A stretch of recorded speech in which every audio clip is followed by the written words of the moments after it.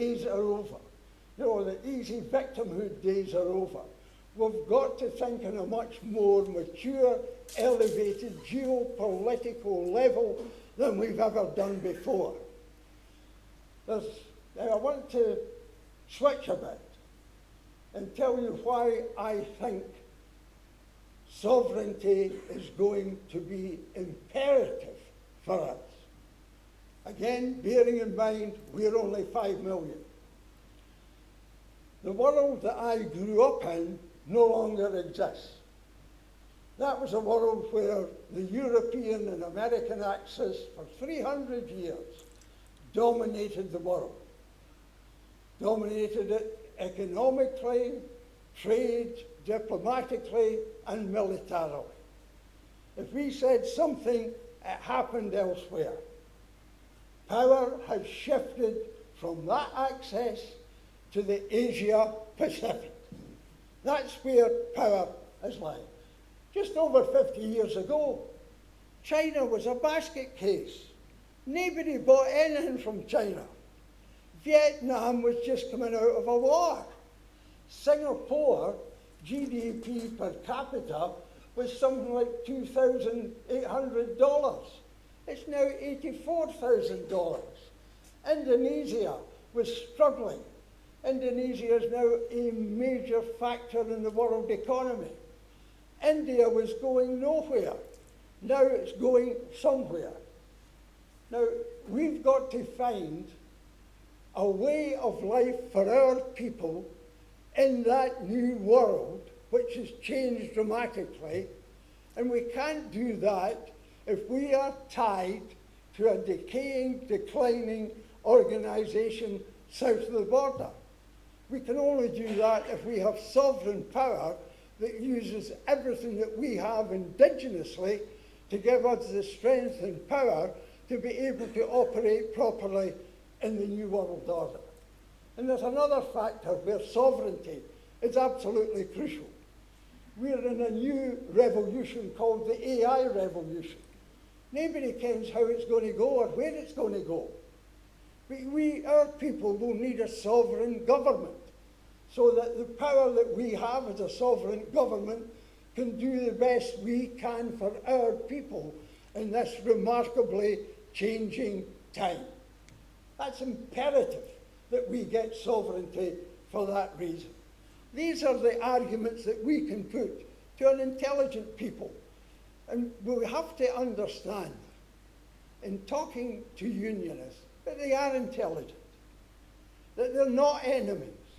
They are fellow citizens who disagree with us and have been opponents on this issue. If we say to them, your unionist position is perfectly legitimate and we respect that, but we think you are now in error. We understand why you did it in 2014, because they said better together. Scotland had to shelter under the economic strength of the United Kingdom. You can see for yourself, we don't need to tell you, the economic strength's gone. It's got nothing to offer us except decay and decline. And that means they've nothing to offer your family, the unionists, but decay and decline as well. I believe it's the argument that we will be able to swing them up to the 55%. Now, I want independence. I don't want to just to fly a flag. I want independence for a purpose. And there are two things that need to be done. We have to repair the condition of our people. We've got 25,000 children living in poverty. We've got 10,000 children living in bed and breakfast. Think of what that does to their educational opportunities. We've got 80,000 children formally defined as living in absolute poverty. We've got an education system that isn't working. We've got universities that are reliant upon foreign students. We've got universities where the system applying to Scots is that if you want to be a doctor, you might or might not get into university because our system caps the number of Scots going into universities. we've got independence to repair the damage that is being done to our society. But that's not enough. It's nowhere not enough. We'll put bandages on folk, and they're getting better. They've been the necessary economic antibiotic. We've got to raise our game.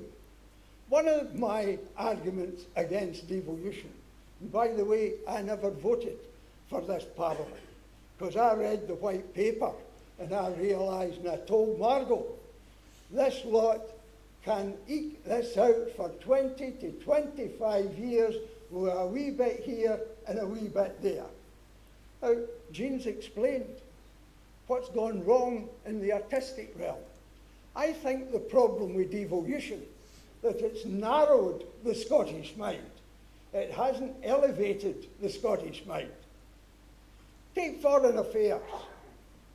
When last did you hear a major independence movement person speak on foreign affairs? We don't talk about it. Foreign affairs for us is fast lane. It's as if we weren't part of the international community. So as well as getting sovereignty to make repairs to our society, we've got to aim for a different paradigm where we aim to become a successful, prosperous country, where in the working class, insecurity and anxiety, which has been the loss of the working class I come from all the days of my life, disappears because you've got security. And the middle class, which have been okay in the Industrial Revolution, they're the ones who are now threatened by the AI revolution. And we've got a responsibility to them as well. So it's not just repair, it's building a society which is rich in assets with people who are poor, taking a society that's rich in assets and transferring them to make the people richer. That is the noble cause of independence and the noble cause that we will achieve on sovereignty.